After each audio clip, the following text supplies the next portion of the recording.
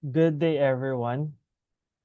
Today, I am going to discuss our final project or output in our subject Computer Architecture and Organization. Let's begin. For the part 1, how the CPU works.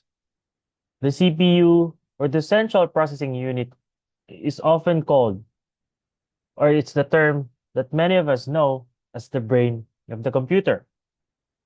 Its main function is to execute instructions and process data.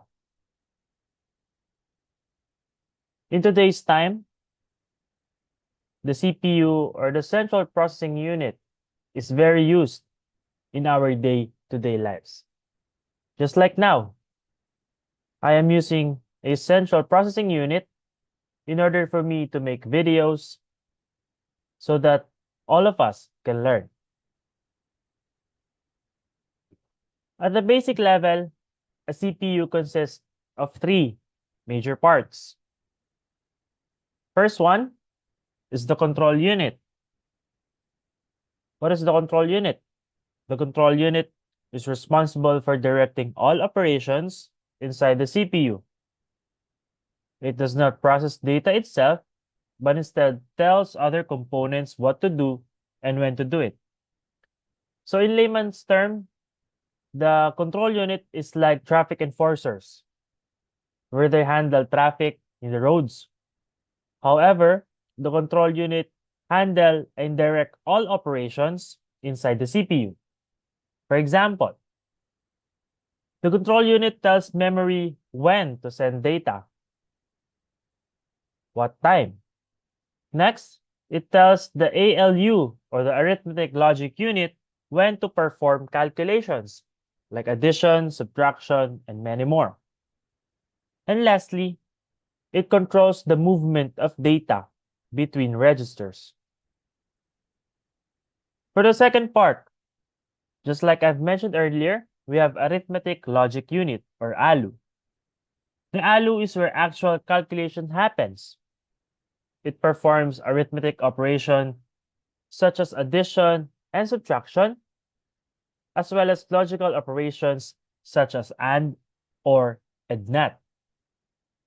For example, if the CPU needs to add two numbers, the control unit sends those numbers to the arithmetic logic unit, and the ALU performs the operation. If the control unit sends one number and the second one is 2, then the ALU will add them to perform the operation, giving us 3. And lastly, the registers. The registers are very small but extremely fast memory locations inside the CPU. The registers temporarily store data that is being processed, instructions currently being executed, addresses of instructions. Here are some examples of important registers include program counter, which holds the address of the next instruction, instruction register, which holds the current instruction, and lastly, the accumulator, which stores results of operations. Moving forward, the CPU uses the fetch, decode, execute cycle. The CPU works in a continuous loop. That is why it is called a cycle. The first step is fetch. The CPU fetches an instruction from memory using the program counter. Second step, decode. The control unit decodes the instruction to understand what operation needs to be performed. And lastly, the third step is execute. When the CPU decodes the instruction, it now executes the instruction. This could be calculation, data transfer, or output operation. This cycle repeats millions or even billions of times per second. Let's have an example. We can add two numbers and display the result. The first thing that the CPU will do is fetch the instruction. Next, decodes it as an add operation.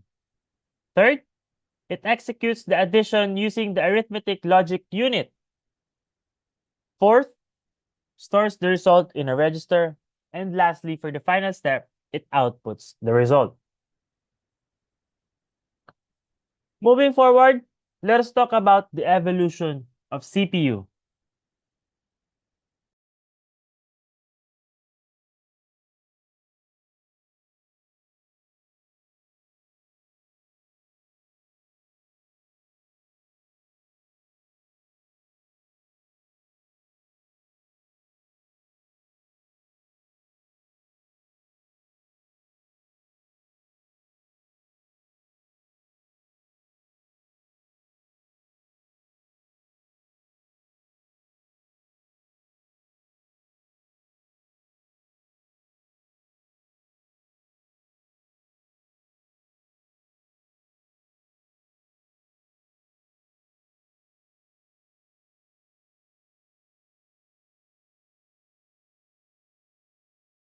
In early days, the CPUs before are big, just like here in this computer, just like here in this picture.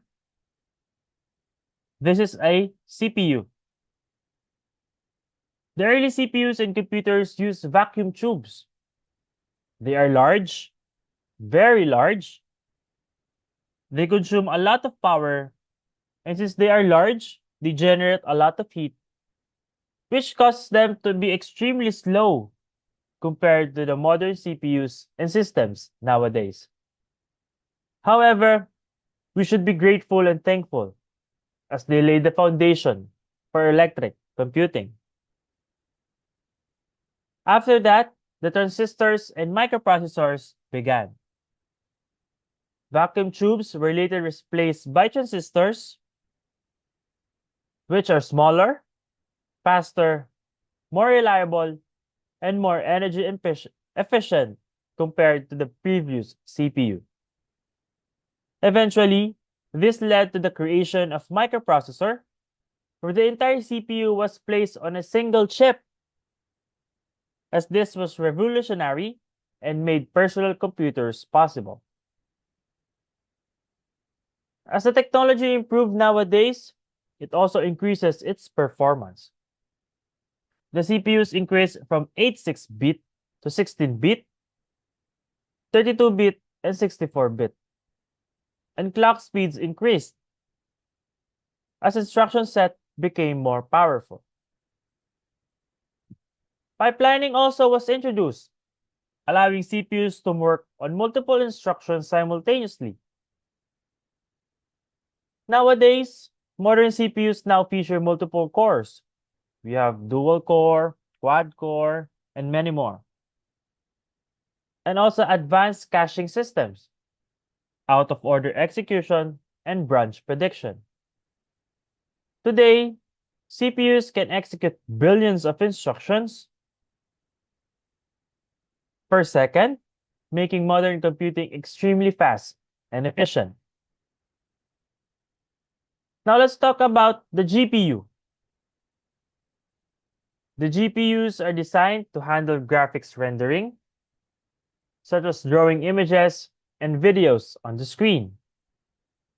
However, GPUs are very different from CPU. Here in comparison. For CPU, a small number of powerful cores. On the other hand, GPU has hundreds or thousands of smaller cores. The CPU is optimized for sequential tasks, which means you have to be arranged the task. So the first task will be executed first, next, and then the second. On the other hand, the GPU is optimized for parallel processing, which means if two tasks are being on process, they can be executed at the same time. And lastly, the CPU handles operating systems and logic-heavy processes, while on the other hand, GPU handles graphics, video processing, and AI workloads. A real example. In playing video games, the CPU manages game logic. On the other hand, the GPU renders thousands of pixels at the same time. This parallel nature makes GPUs extremely powerful for graphics and machine learning.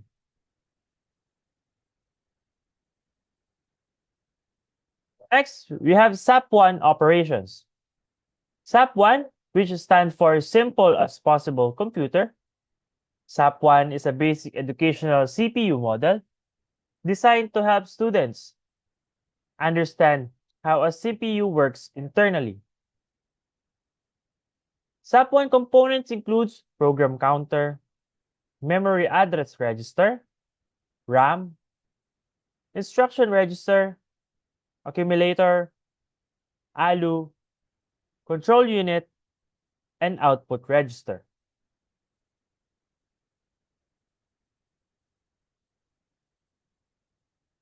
SAP1 follows the von Neumann architecture, meaning instructions and data share the same memory. Here are some examples of instruction set in SAP1. As SAP1 supports a smaller number of instructions, such as LDA, which load the data into the accumulator. We have add, which means literally to add the data to the accumulator. We have sub, to subtract the data. We have out, to output the result. And we have halt, to stop the execution. Moreover, the SAP also use fetch execute style, like the CPU. First, it fetches the instruction from the memory. It decodes the instruction, and later on execute it. And then afterwards, it moves to the next instruction, making it a lifetime cycle. It fetches, decodes, executes, and then move on to another set of instruction for it to fetch again. And the process continues until it stops until there is no further instruction left.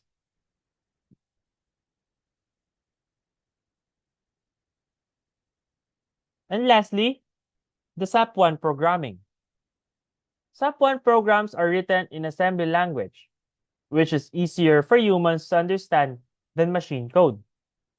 Example SAP1 program. Here's a simple program. LDA 14, add 15, out, and halt. So as I've mentioned earlier, the LDA 14, which means loads a value from the memory address 14. And then lastly, after loading the value, we now add the value from the address. We will now going to add 15. And after what? We output the result. And after displaying the result, we halt the CPU, which means end of instruction. If memory location 14 contains 6, since we load the memory address 14, which contains 6, and the memory location 15 contains 5. And since our instruction is to add, therefore the 6 and 5 that are located on 14 and 15 will be added. And now, since we declared the output will be 11.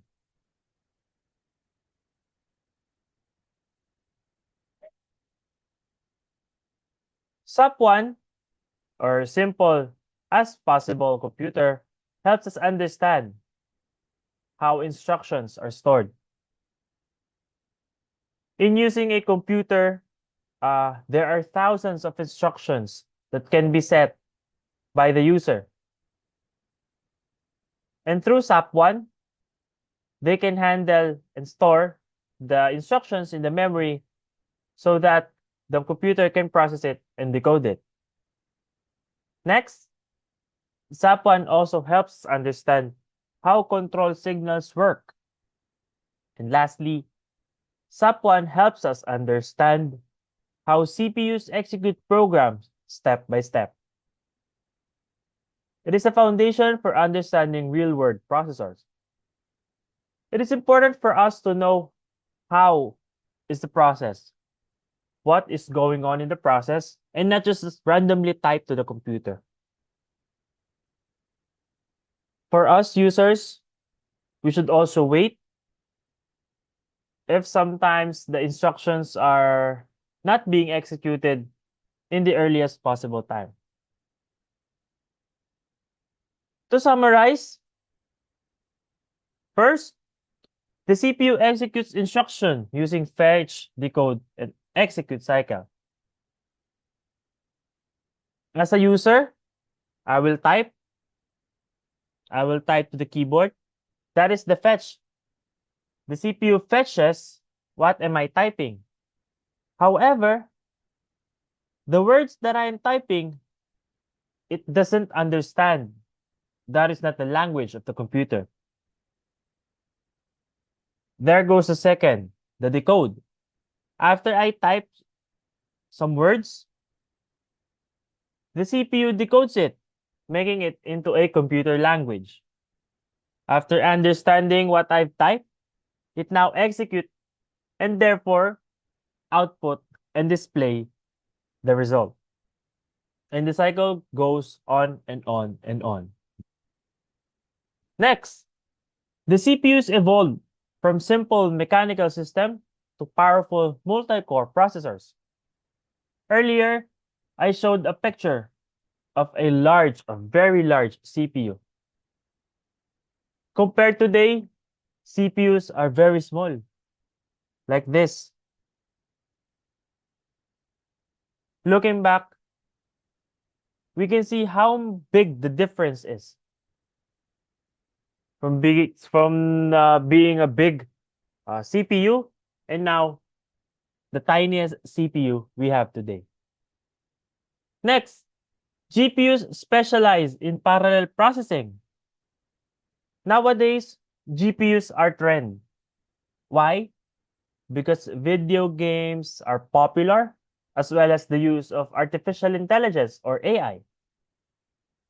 Both of these needs parallel processing, which means a set of multiple tasks are being processed at the same time, and the GPU's capacity is to process them at the same time, making them a better choice when playing video games and using artificial intelligence. The fourth one, the SAP1 demonstrates how a simple CPU works internally.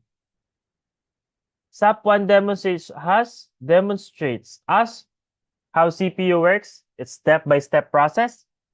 We have load, we have add, we have out, and then halt to end the instruction. And lastly, the SAP1 programming shows how software interacts directly with hardware. So in SAP1 programming, this is where the communication happens, where the software interacts directly with hardware. That ends my discussion. I hope you learned something from this video. I am Miguel Angelo Emmanuel V. Vergara, and thank you for listening.